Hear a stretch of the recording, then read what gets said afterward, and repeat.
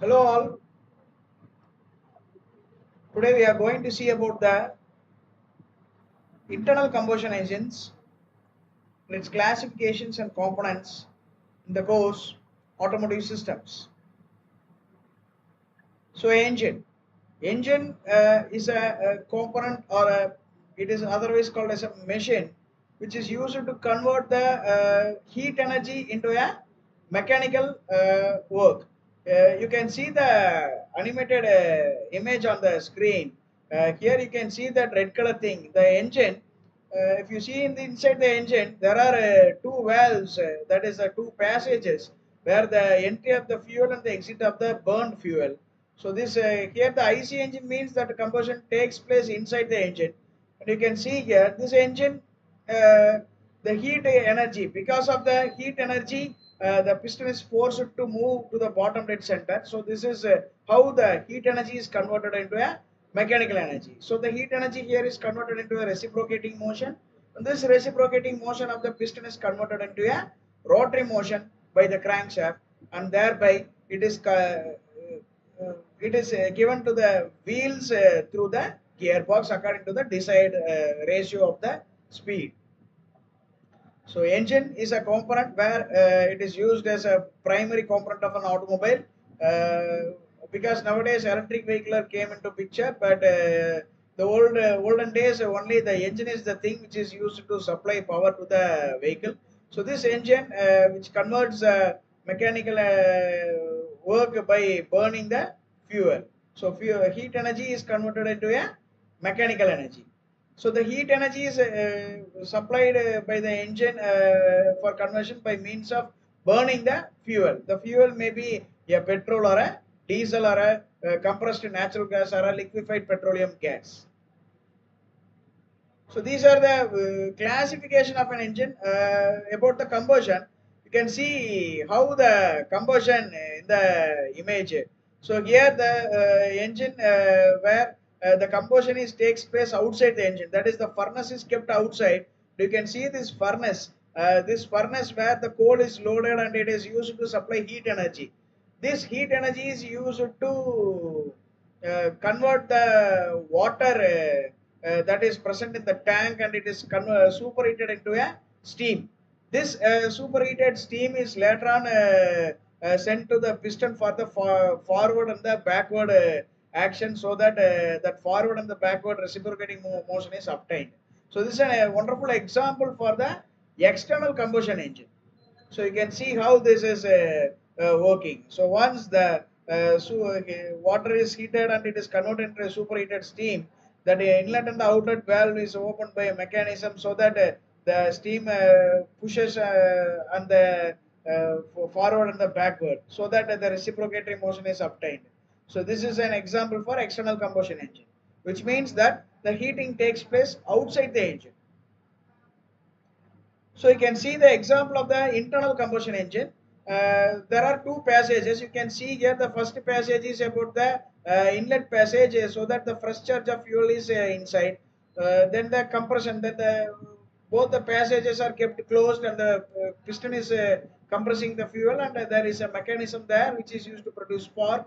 This is called spark plug. So after compression, spark is obtained, so that the power is heat energy is converted into a mechanical energy. This mechanical energy is used to reciprocate the engine, and then the reciprocatory motion is converted into the rotary motion. So finally the burnt gas is sent out by the exhaust valve. So this is how the working of an internal combustion engine. So generally the engines are classified according to the stroke. That is the first thing. So there are two strokes and there are four stroke. So two stroke engine nowadays are not manufactured, because they have, though they have more power, they are very less in fuel efficient. So very less fuel efficiency. So that is why nowadays all the bikes are manufactured by means of a four stroke engine. So the fuel, there are different kinds of fuels are used, out of which majority is from the petrol and the diesel. So petrol, you can use as a petrol or a liquefied petroleum gas, and there is another one more thing that is called compressed natural gas. Everything is similar to the petrol. and the diesel is used in the high compression ratio engines. So here the diesel is compressed to a high volume and it is ignited. So this is used in the heavy vehicles. And nowadays the cars they have mostly stopped manufacturing diesel engine because of the pollution and the vibration that cause. So electric and petroleum vehicles are manufactured in the car segments, and the heavy vehicle segment there is no petrol engine, only the diesel engine is manufactured because they used to have high compression ratio. So these are the components of the engine.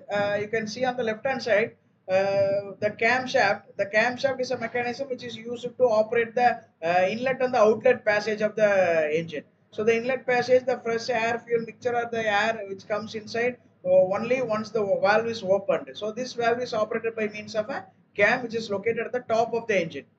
And you can see the left hand side that is called the intake valve, on the right hand side that is indicated in the rose color that is called the exhaust valve, and the place where the firing takes place is called the combustion chamber.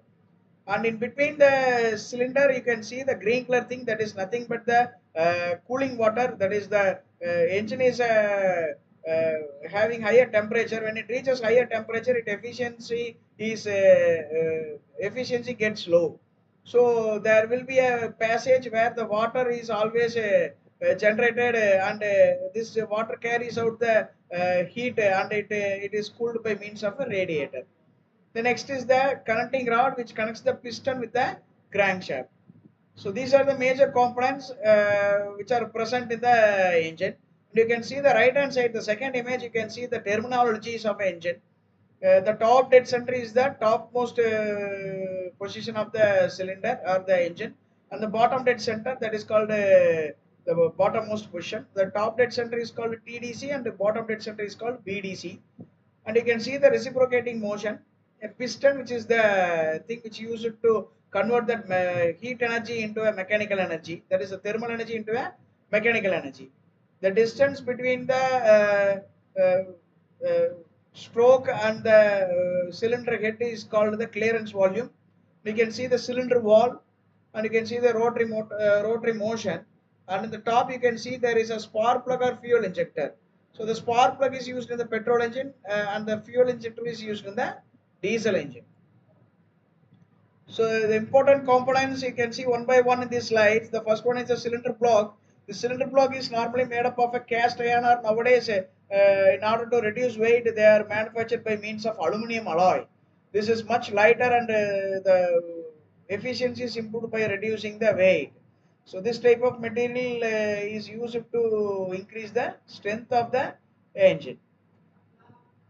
The second component is the piston, which is an always an weightless component, which is manufactured by using aluminum alloy, which has the good thermal conductivity, which means that the property to lose heat is very much important, because always which is the piston is located in the combustion chamber, inside the combustion chamber. The piston head is always facing the heat source. So what happens is it can transfer heat, that aluminum. So aluminum is always used as the piston material. So the aluminum expands when heated, and the proper clearance will be provided to maintain free piston movement in the cylinder. So there will be a clearance maintained in between the piston and the cylinder. So there is a second component. We can see the major components of the piston. Top is called the piston crown, compression ring.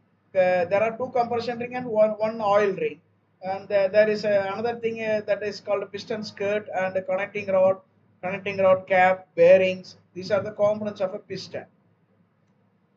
So this is how the piston is reciprocating, and which is coupled with a crankshaft. This reciprocating motion is always converted into a rotary motion by the action of the connecting rod on the crankshaft. You can see the crankshaft. They are always manufactured by means of a high property or a high strength material. That is a steel. That is a forged steel they use for crankshaft. This main bearing connected to main bearing and the connecting rod bearing liners are made up of a babbitt, a tin, and a lead alloy. So this is how the connecting rod is made up of. The next component is about the camshaft. I already told you in the initial stage, the cam is used to operate the inlet and the outlet passage. So the camshaft is one of the major component. You can see the animation how it is moving. It is like a oval or the egg shape, that eccentric cam, which is used to operate the inlet and the exhaust valve. So you can see the components: the cam wheel, cam journal, cam push and camshaft push and sensor. These are the major components of a camshaft. So this is also one of the rotating component inside the engine. So the piston is the only thing which reciprocates. Other than piston, all the components will be in the rotary motion. So that's it about this class, and you should know about the things which are displayed in the screen. So the types of engine, the fuels used in the engine, the major components you should know while you see while you come to this end of this video. That's it about the lecture, and we will meet in the next class. Thank you.